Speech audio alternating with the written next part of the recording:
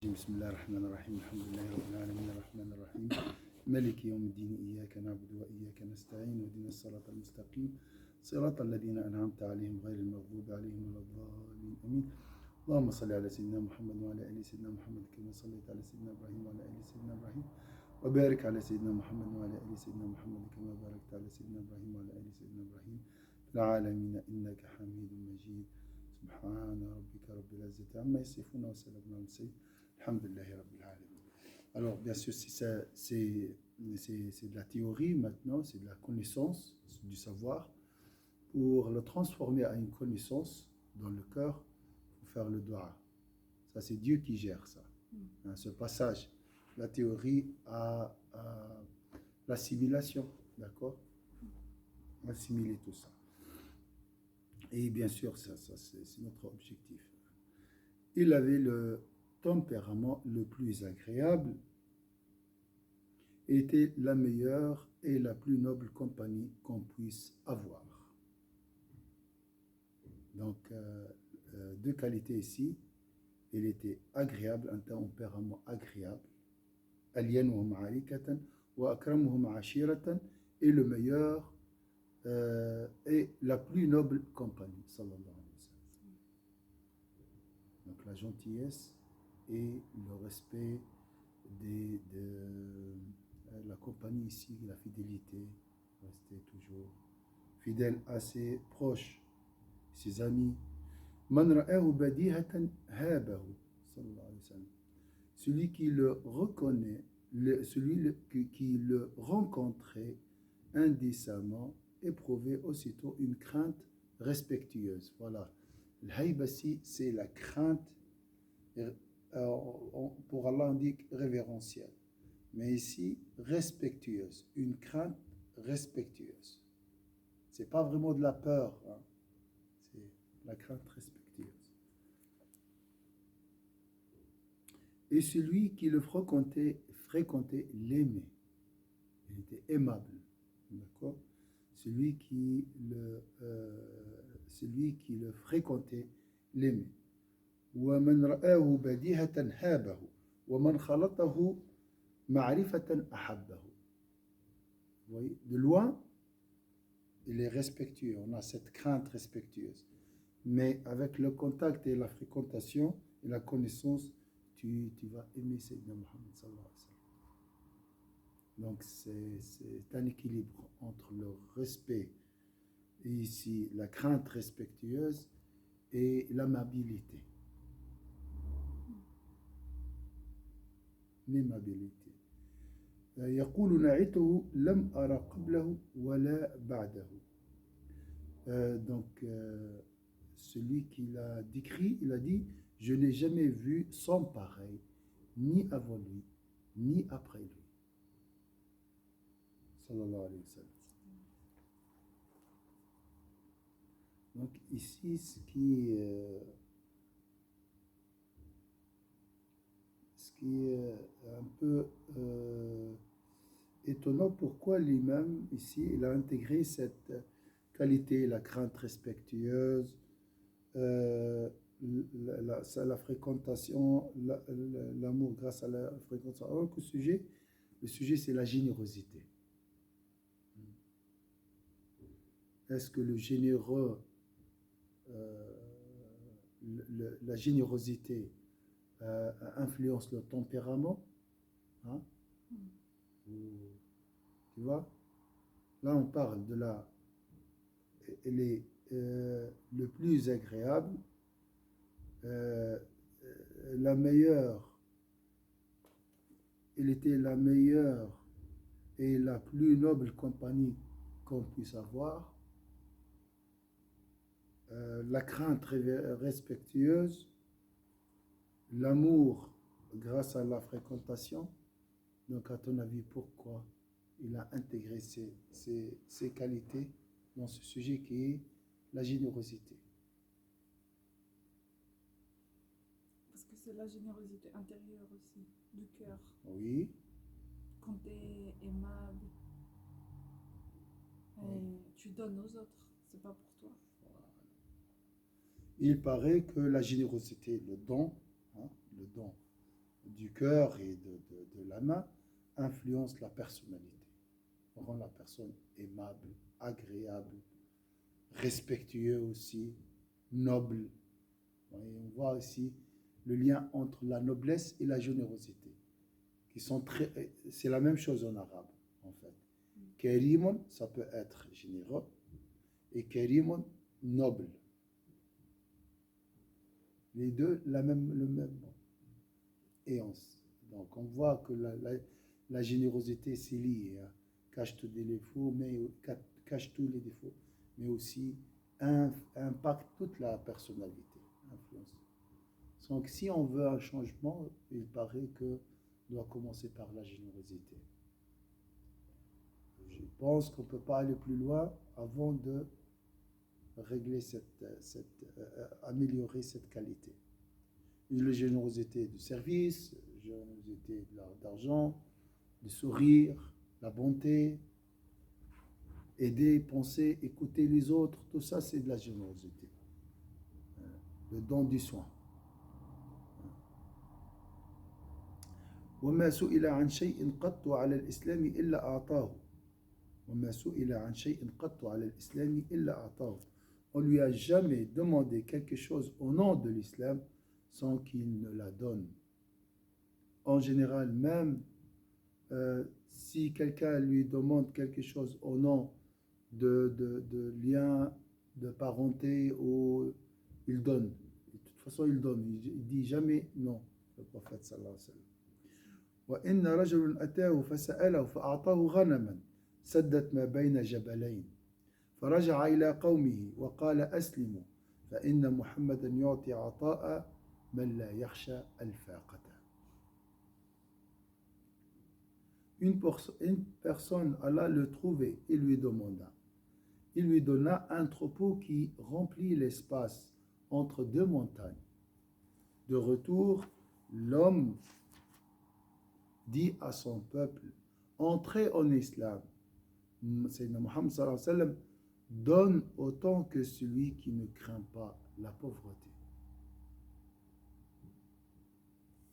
Donc la générosité, c'est le meilleur moyen pour aider les gens à connaître l'islam. Le service encore une fois, rendre service aux autres, être utile pour l'humanité. Ça, c'est l'islam. La générosité, c'est plus que être utile. C'est être utile et donner encore. Hier, j'ai vu une vidéo de Sayyidina Ali, quand ils l'ont demandé comment on sait si on aime les gens de la dunya ou les gens de l'akhira. Et il a dit, si il vient chez toi deux personnes et un te donne un cadeau et l'autre te demande quelque chose et tu es plus content avec celui qui t'a donné, tu es min ahl al-dunya. Et si tu es plus content avec celui qui t'a demandé, tu es min ahl al-akhira. Tu es plus accueillant à celui qui vient te demander. Oui.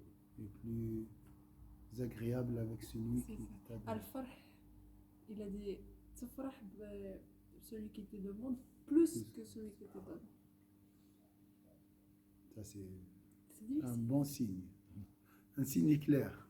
Parce que tu dis, tu peux être content, oui, mais plus content. Plus content avec celui qui vient te demander.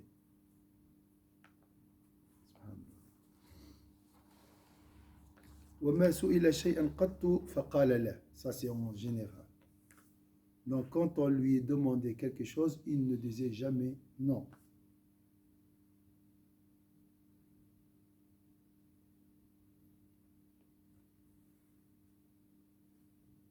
On lui apporta 8 ans. Alors, je vais voir. Oui. 90. Non. 90 درهم. قال وحمل إليه 90,000 درهم فوضعوها على حصير ثم قام إليها فقسمها فما رد سائلا حتى فرغ منها. On lui apporta 90 000 dirhams, et ça c'est une grande somme d'argent. il les posa sur une natte, se leva et commença à les distribuer. Nul n'en fut privé et il continua jusqu'à ce qu'il ne resta plus. Il a tout donné, sallallahu alayhi wa sallam.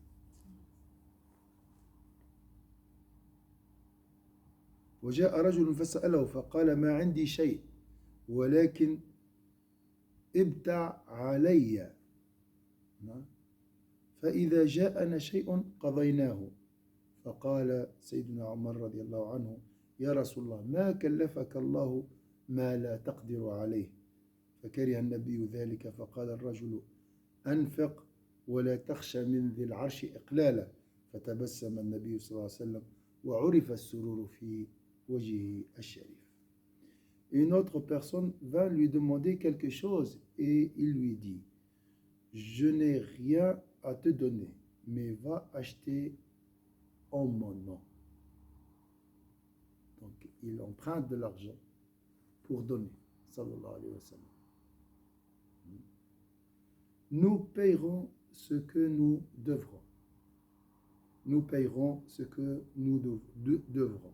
Sayyidina Omar lui dit alors, Sayyidina Omar, bien sûr, à travers ses questions, ou bien des fois même des oppositions, il veut comprendre. On a vu, il veut comprendre les limites. Est-ce que c'est obligatoire? Est-ce que c'est surrogatoire? Est-ce que c'est de l'excellence? Ô envoyé de Dieu, Dieu ne t'impose pas ce que tu ne peux porter. Et ça, c'est vrai, on n'est pas obligé. Ça, c'est si vraiment on cherche l'excellence, on peut emprunter. Et ce n'est pas donné à tout le monde aussi. Donc, on ne demande pas à tout le monde, si quelqu'un vient vers vous, il faut emprunter de l'argent pour lui donner. Il ne faut jamais dire non. Ça, c'est pas donné à tout le monde. Notre modèle, c'est Sayyidina Muhammad sallallahu alayhi wa sallam. Et il faut aller graduellement toujours.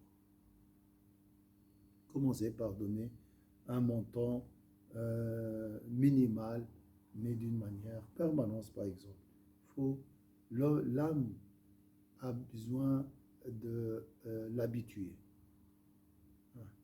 Là, après, c'est difficile de se séparer d'une habitude. C'est très difficile. Subhanallah, le village de mon père, je ne suis jamais allée. Et ils font ça quand il y a quelqu'un qui vient chez eux de loin. Oui. Même s'ils n'ont pas, il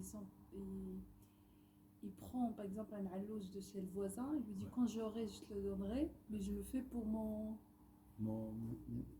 invité. Invité. Ils ont cette habitude de faire une fête même s'ils n'ont pas. Mais ils ont hérité ça de Sayyidina Muhammad. Ça, c'est existé peut-être même avant l'islam. Mais là, c'est pour Allah Azza wa Jalla. C'est différent. Avant, les Arabes, ils étaient généreux pour la notoriété. Ils veulent être connus dans l'histoire et tout. Ô envoyé de Dieu, Dieu ne t'impose pas ce que tu ne peux porter.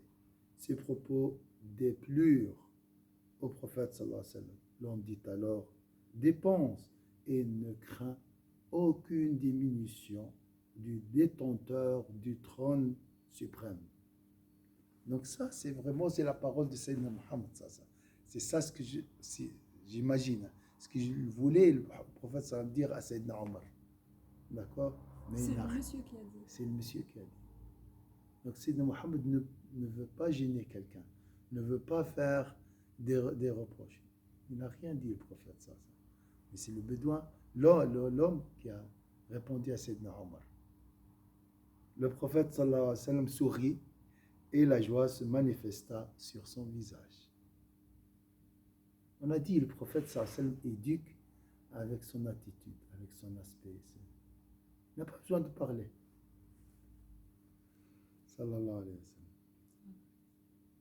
ولما قفل من حنين جاءت الأعراب يسألونه حتى اضطروه إلى الشجرة فخطفت رداءه فوقف رسول الله صلى الله عليه وسلم قال أعطوني ردائي لو كان لي عدد هذه العظاه نعما لقسمتها بينكم ثم لا تجدوني بخيلا ولا كذابا ولا جبانا.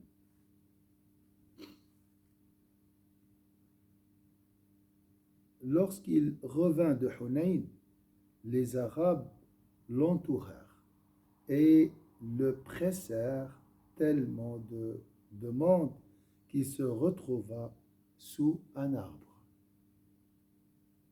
On lui arracha son manteau. Il se redressa alors et dit: rendez-moi mon manteau. Si j'avais autant de chameaux que ces arbres, je les partagerais entre vous.